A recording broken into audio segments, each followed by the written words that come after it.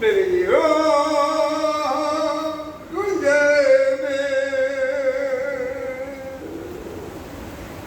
میں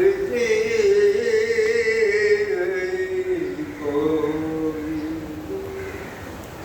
اشارے سی دل میں آب دینے کا پھول یوں ہی روتا رہوں گا پھوپھی کی ہنسی پھوپھی کی ہنسی یہ زخم جگر میں ملتی نہیں کوئی اشارے سی بہتے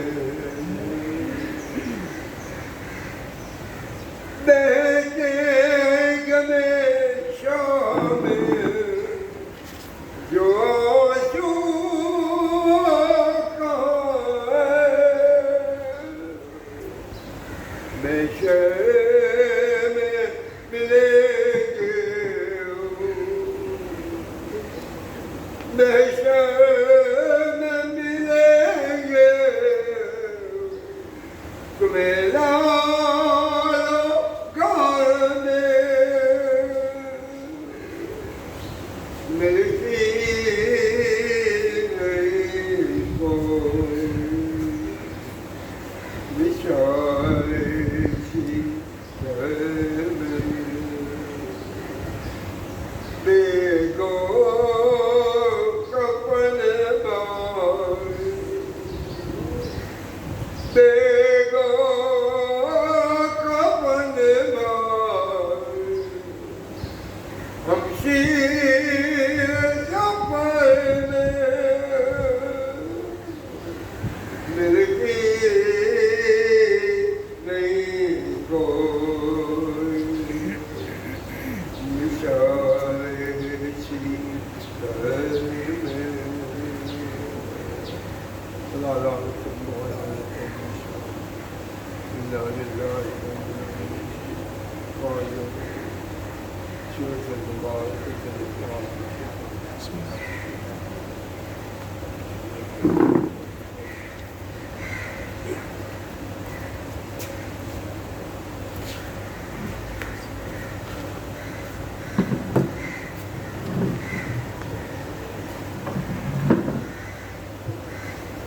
محمد وآل محمد صلوات اللهم صل على محمد محمد وآل محمد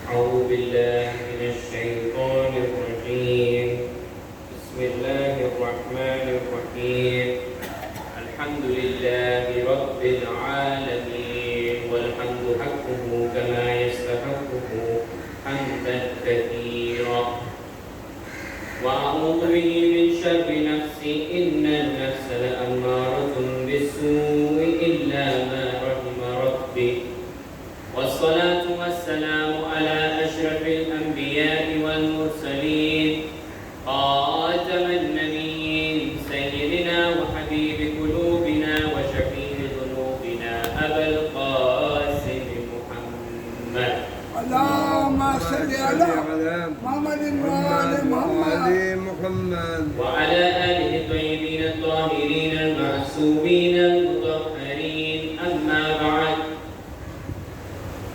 بسم الله الرحمن الرحيم إني وجهت وجهي الذي فطر السماوات والأرض حنيفا وما أنا من المشركين آمنا بالله صدق الله العلي العظيم بسم الله الرحمن الرحيم ربي اشرح لي صدري ويسر لي أمري واحلل عقدة من لساني يفقهوا قولي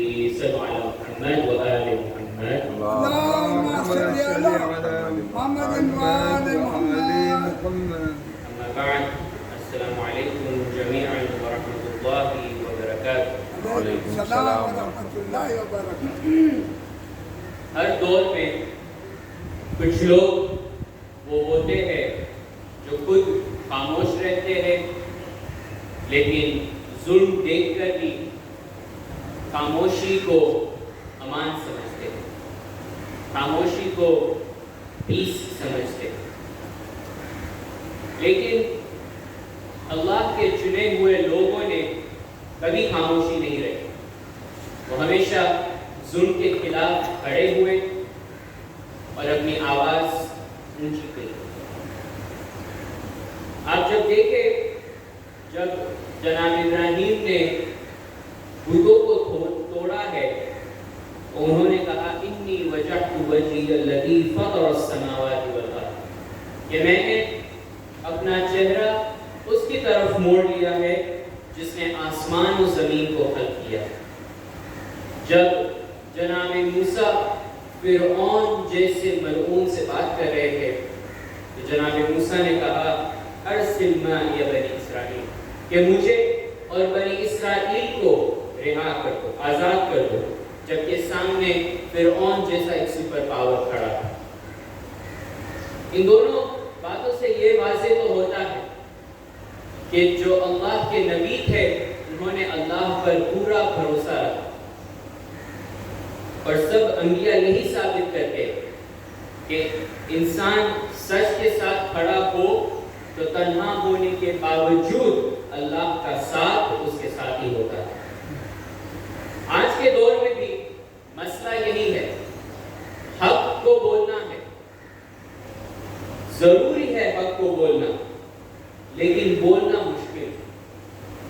ہم سب کے پاس کسی نہ کسی قسم کا اختیار ہوتا ہے, صلاحیت ہوتی ہے, کیپیسٹی ہوتی ہے کہ ہم حق کو اونچا کریں, ہم حق بولیں.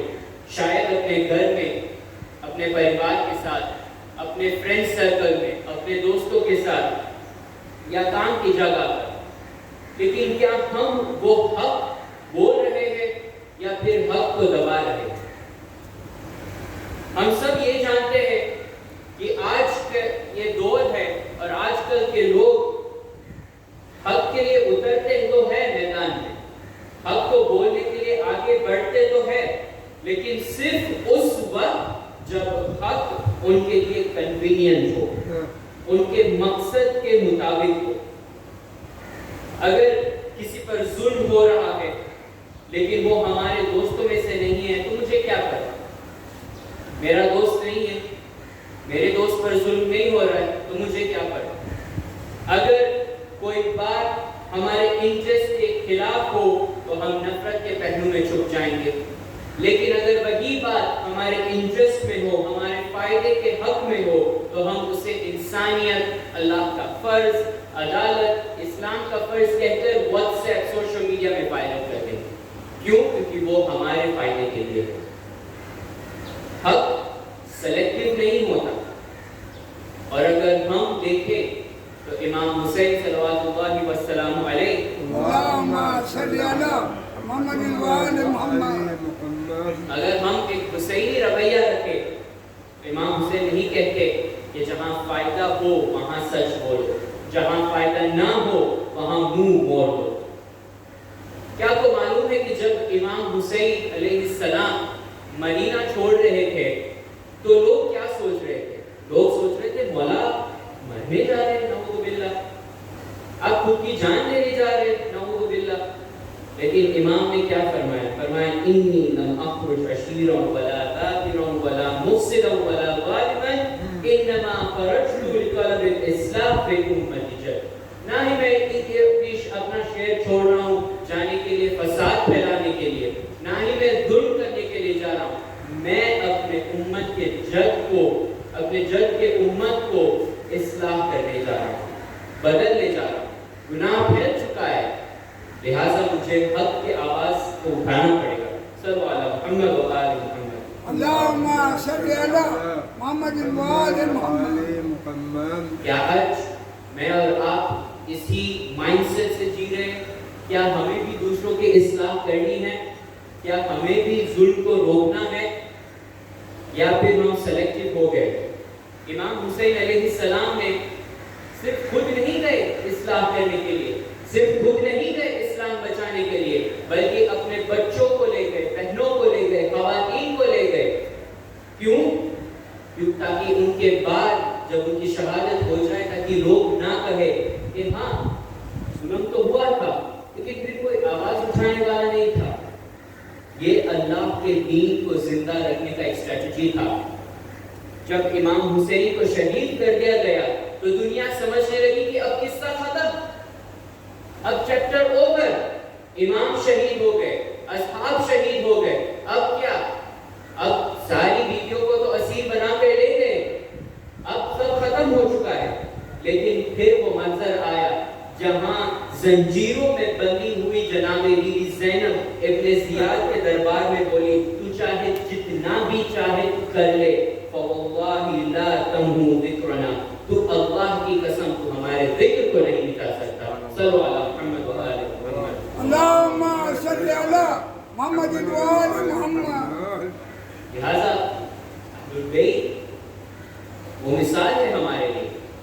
امام باقر علیہ السلام فرماتے ہیں رحم اللہ ابدا اجتماع مع اخر فتذکر امرنا فإنا ثالثهما ملک یستغفر لهم۔ اللہ اس پر رحمت کرتا ہے جو دوسروں کے ساتھ ہماری یاد میں باتیں کرے۔ ان کا تیسرا پہلو وہ ہوتا ہے جو ایک فرشتہ ہوتا ہے جو ان دونوں کی مغفرت کی دعا کرتا ہے۔ ہم اور آپ اگر مل کر اہل البیت کی باتیں کرتے ہیں تو اللہ ایک فرشتہ بھیجتا ہے جو ہمارے حق میں دعا کرتا ہے ہمیں استغفار کے لیے۔ لیکن یہ صرف گفتگو نہیں رہنی چاہیے۔ کیا ہماری زندگی صرف اور صرف ذکر حسین بن چکی ہے؟ لبوں سے صرف ذکر حسین بن چکی ہے ہماری زندگی؟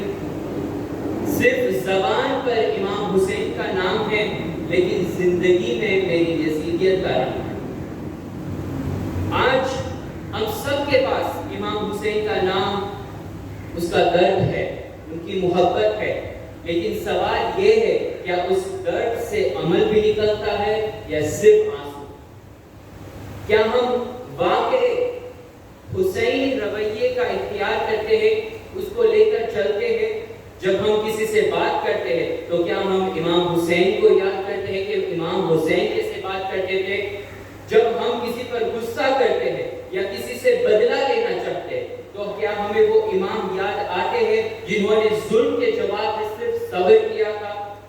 جب ہمارا وقت آتا ہے کہ ہم کسی مظلوم کے ساتھ کسی مظلوم کا ساتھ دیں تو کیا ہم بی بی زینب کو کے قدم اٹھاتے ہیں یا پھر دنیا سے منہ پھیر لیتے ہیں؟ افسوس آج ہماری مجلسیں زبردست ہوتی ہے لیکن معاملات کمزور ہوتے ہیں۔ سینہ تو زخم کھا رہا ہے ماتم کر کے لیکن ضمیر ہمارا سو رہا ہے۔ کیا امام حسین کے لیے سینہ مارنے سے پہلے ہمیں اپنے دل سے پوچھنا نہیں چاہیے کہ کیا میں بھی اسی راستے پر ہوں جس راستے پر امام حسین چلے تھے؟ ایک وقت تھا کہ جب کربلا کا پیغام انسانوں کو بدل دیتا تھا، آج ہم اسی پیغام کو کسٹمائز کرتے ہیں، ہم اسی کربلا کے پیغام کو کسٹمائز کرنے لگے ہیں۔ جہاں ضرورت ہو وہاں امام حسین، جہاں ضرورت نہ ہو وہاں امام حسین کا نام نہیں ہے۔ صلو علی محمد و آل محمد۔ اللہم صلی علی محمد و آل محمد۔ لیکن کربلا کا واقعہ کوئی سیزنل غم نہیں کہ محرم آیا تو ہم غم کریں گے، پھر واپس 10-12 دن گزر جائیں گے، پھر ہم اپنی زندگی میں مصروف ہو جائیں گے۔ امام صادق صلوات اللہ وسلام علیہ اللہم صلی علی محمد و آل محمد فرماتے ہیں کہ کونوا دعاۃ للناس بغیر السنتکم، کہ لوگوں ہمارے دین کی طرف، لوگوں کو ہمارے دین کی طرف بلاؤ۔ لیکن امام کہتے ہیں کہ کیسے بلاؤ؟ لوگوں کو اپنی زندگی سے، اپنے عمل سے ہمارے دین کی طرف بلاؤ، نہ کہ صرف اپنی زبان سے۔ یعنی کہ اگر کوئی ہماری زندگی دیکھے، اگر کوئی ہمارے عمل دیکھے تو وہ کہے یہ شخص حسینی ہے۔ ایک واقعہ ہے ایک چھوٹا سا گاؤں تھا، ایک چھوٹا سا شہر تھا، اور وہاں کے جو لوگ رہ رہے تھے اللہ کی نافرمانی کرتے تھے، ہر طرف گناہ کرتے تھے، بے پرواہی کرتے تھے، غفلت میں جی رہے تھے. لیکن اس گاؤں میں، اس شہر میں ایک ایسا بندہ تھا، اس کا نام تھا عالم. وہ خود کو اپنے گھر میں ایک کونے میں رکھتا تھا، نماز پڑھتا تھا، روزے رکھتا تھا، سجدہ کرتا تھا، اللہ سے رابطہ کرتا تھا. اور جو لوگ باہر کر رہے تھے، جو لوگ گناہ کر رہے تھے، اس کی اس کو کوئی پرواہ نہیں تھی.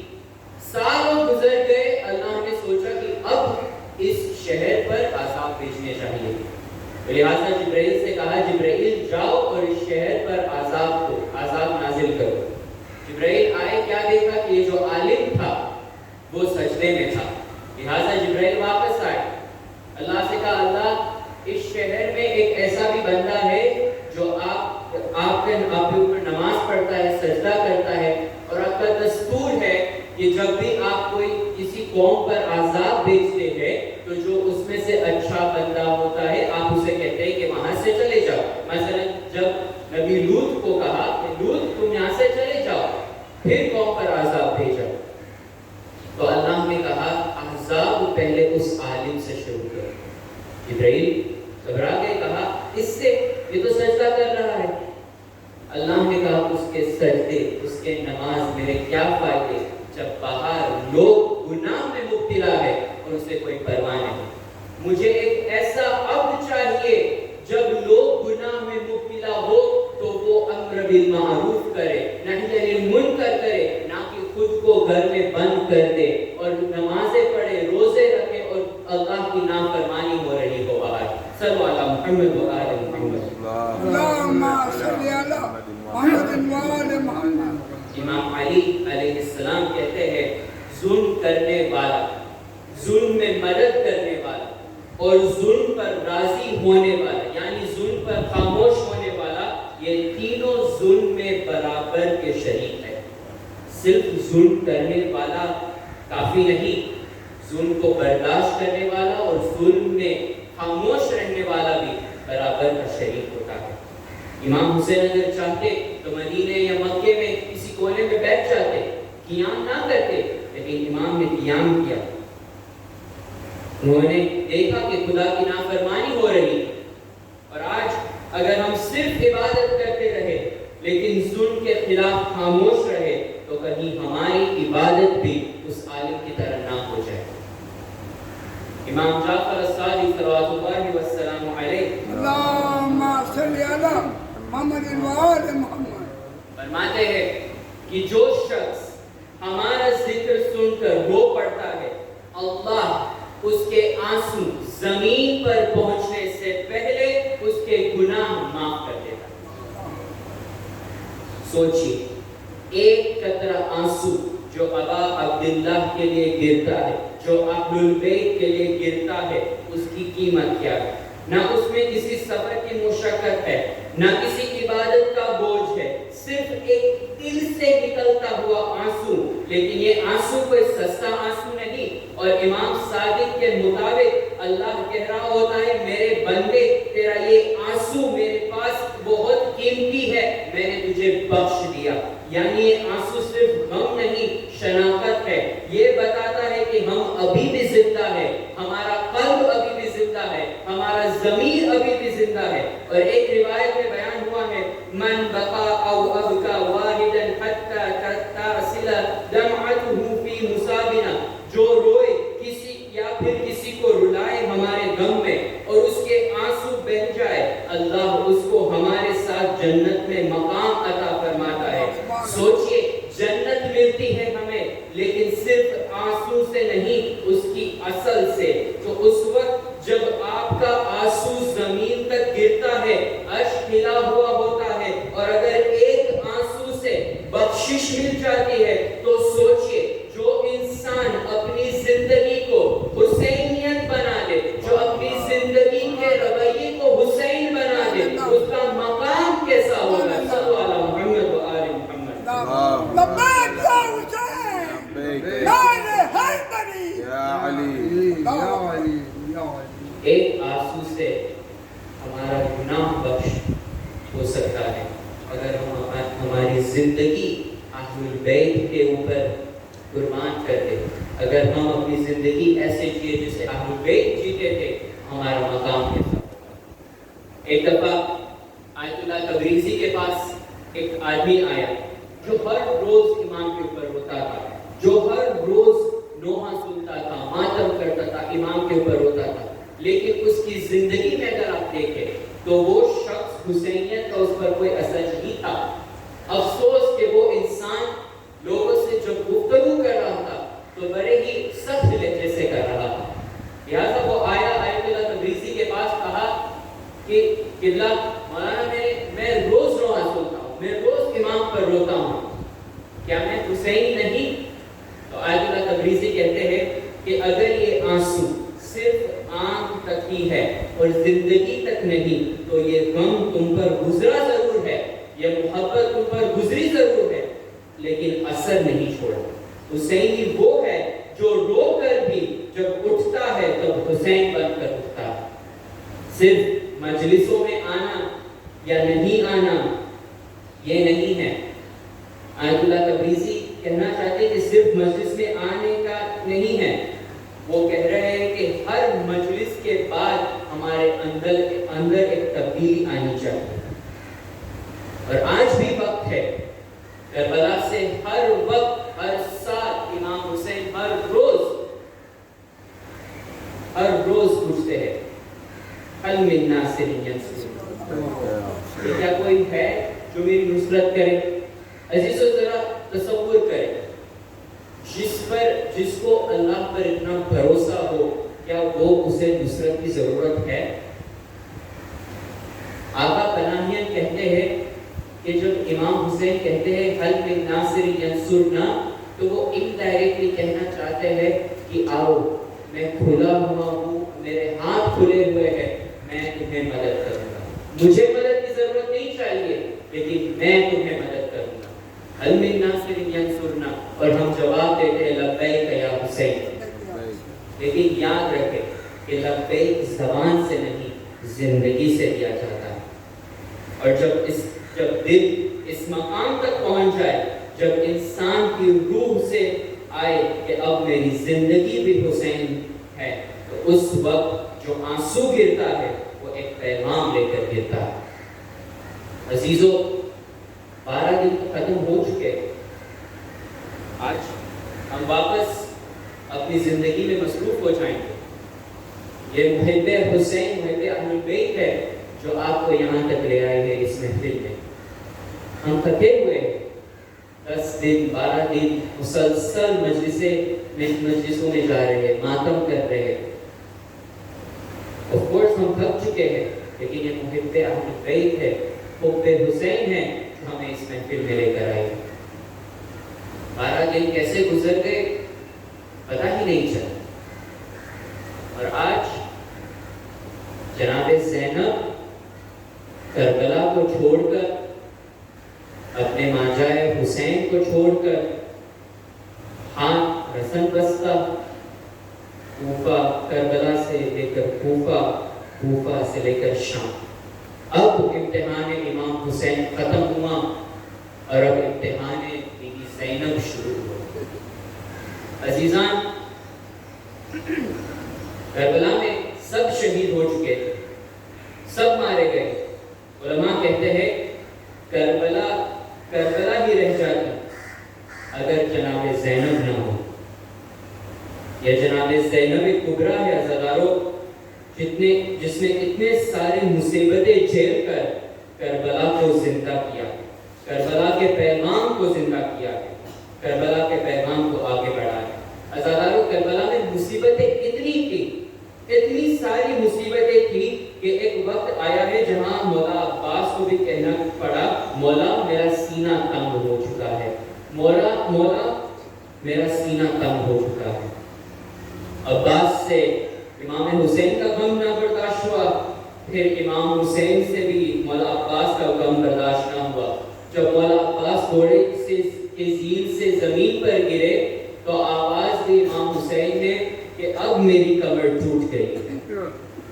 میں کہوں وہ جناب عباس سے جس سے امام کا غم برداشت نہ ہوا, جس سے امام حسین سے عباس کا غم برداشت نہ ہوا. ذرا تصور کرے کہ جناب بی بی زینب نے اتنے سارے غم کیسے برداشت کیے. عزاداروں، ادھر ہوئی تھی 11 محرم. اس ملعون نے عمر سعد نے اپنے نجس لاشوں کو دفنا دیا، ان پہ نماز بھی پڑھی. اگر کربلا کے میدان میں کوئی لاشا بے گوڑو کفن پڑا ہوا تھا تو وہ ہم شکل پیغمبر کا لاشا تھا، یا پھر علی کا لال عباس کا لاشا تھا، یا پھر فاطمہ کا لال حسین کا لاشا تھا. ایک مرتبہ اس ملعون نے حکم دیا کہ چند محمل لے آئے جائے. حکم دیا کہ تمام بیویوں بچوں کو اسیر بنا کر کوفہ اور شام لے جایا جائے. عزاداروں، ادھر یہ اونٹ جمع ہوئے. روایت کے جملے ہیں، انہی میں سے ایک اونٹ ہے جو دوسرے اونٹوں کے گلے لگ رہا ہے اور کوئی بات کہہ رہا تھا. ایک مرتبہ جناب بی بی زینب نے تشریف لائی، یہ منظر دیکھا. بی بی آئی امام سجاد کے پاس، پوچھا بیٹا سجاد، تم تو جانوروں کی زبان جانتے ہو، سجاد یہ اونٹ دوسرے اونٹوں سے کیا کہہ رہا ہے؟ امام نے فرمایا پھوپھی اماں، اگر نہیں پہچانا تو نانے کے امت نے نہیں پہچانا. یہ اونٹ دوسرے اونٹوں سے کہہ رہا ہے ابھی تھوڑی دیر پر تمہیں رسول کی بچیوں کو سوار کیا جائے گا، یہ ظالم تمہیں ماریں گے، تمہیں دوڑنا نہیں ہے، کیونکہ اگر کوئی چھوٹی بچی گر گئی تو ان میں کوئی اٹھانے والا نہیں ہوگا. عزاداروں، یہ اونٹ لائے گئے. جناب زینب نے سب بچوں کو جمع کیا، سب بیویوں کو جمع کیا. عزاداروں، بیوی نے سب بیویوں کو سوار کرنا شروع کیا، بچوں کو سوار کرنا شروع کیا. ایک وقت آیا امام سجاد کو بھی جناب بی بی زینب نے سوار کیا. عزاداروں، امام کو سوار کیا. امام بہت بیمار تھے. عزاداروں، جب ساری بیویاں ہو چکی ہے نا سوار، ایک وقت آیا تو روایت میں ملتا ہے، ایک وقت آیا جب بی بی زینب بیٹھی رہی اور کہتی رہی اکیلی پڑ گئی ہوں میں. نظر یمین و شمالا، جناب زینب کبھی دائیں دیکھتی کبھی بائیں دیکھتی. ایک مرتبہ جناب زینب نے فرات کا رخ کیا. غازی عباس آؤ، اب اپنی بہن کو سوار کرو. ایک مرتبہ اونچی آواز سے کہا آئینہ آئینہ علی اکبر، آئینہ آئینہ قاسم. ارے کہاں گئے وہ میرے پردے کے وارث؟ کل مدینہ چھوڑ رہی تھی تو دائیں علی اکبر تھا، بائیں قاسم تھا، سامنے سامنے عباس تھا. سفر کی کیا پرواہ تھی، لیکن ہائے آج زینب اکیلی ہو گئی. بھیا عباس، تیری بہن زینب گئی. الا لعنت اللہ علی القوم الظالمین. انا للہ و انا الیہ راجعون. مات الحسین.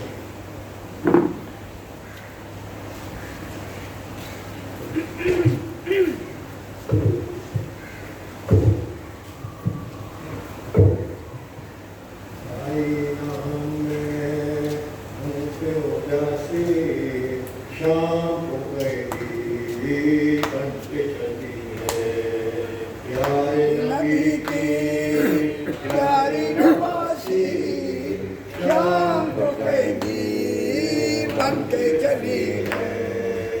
پیارے نبی کی پیارے نواسی، شام کو قیدی بن کے چلی ہے. حضرت ظاہر درد و ملت کرب و بلا ہے پوری شرکت. حضرت ظاہر درد و ملت کرب و بلا ہے پوری شرکت.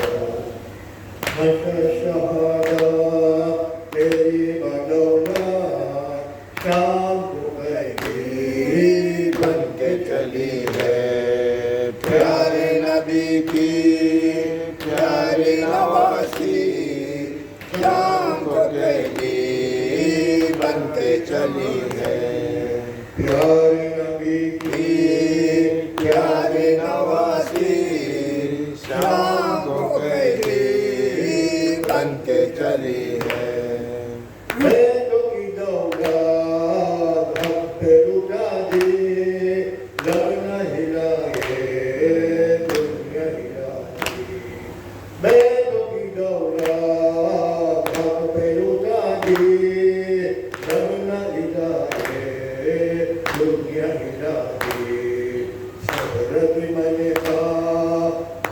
ساری شام کو قیدی بن کے چلی ہے پیارے نبی کی پیاری نواسی شام کو قیدی بن کے چلی ہے پیارے نبی کی پیاری نواسی شام کو قیدی بن کے چلی ہے باپ کسی راہ کا سلیقہ روشن جسے ہے دل کا طریقہ باپ کسی راہ کا سلیقہ روشن جسے ہے دل کا طریقہ بند رسن میں ہے امت کی شفیقہ شام کو قیدی بن کے چلی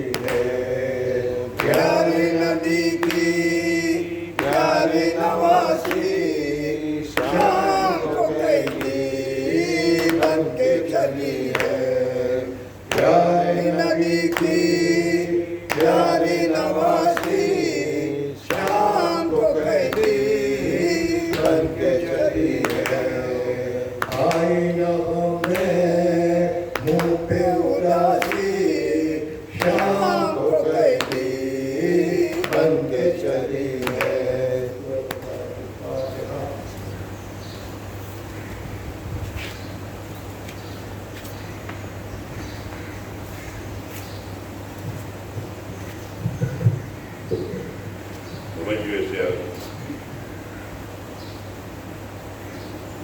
السلام علیکم یا رسول اللہ السلام علیکم یا امیر المؤمنین السلام علیکم یا فاطمة الزہراء سیدتی نساء العالمین السلام علیکم یا حسن المجتبی السلام علی الحسین وعلی علی ابن الحسین وعلی اولاد الحسین وعلی اصحاب الحسین جميعا ورحمۃ اللہ وبرکاتہ السلام علیکم یا قریب القرباء سلطان والحسن علی ابن موسى الرضا كن شفيعنا وشفيع والدينا في يوم الجزاء ورحمة الله وبركاته السلام عليك يا حجة الله يا ابن الحسن يا صاحب الزمان السلام عليك يا خليفة الرحمن السلام عليك يا شريك القرآن السلام عليك يا قامة الإيمان السلام عليك يا إمام الإنس والجان ورحمة الله وبركاته اللهم صل على محمد وآله